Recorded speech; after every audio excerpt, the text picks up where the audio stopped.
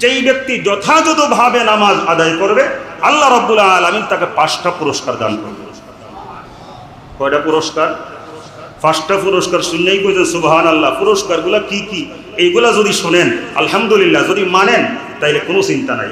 1 নম্বরে আমরা অভাব অনটনের ভয় করি না। আমাদের দেশের মধ্যে অভাব আছে না নাই?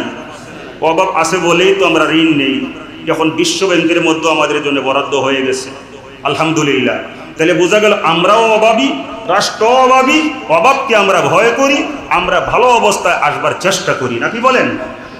রাসূল বলেন যেই ব্যক্তি যথাযথভাবে নামাজ আদায় করবে তার 1 নম্বর পুরস্কার অভাব অনটন ও দারিদ্রতা থেকে ওই ব্যক্তি চিরস্থায়ী মুক্তি লাভ করবে আলহামদুলিল্লাহ।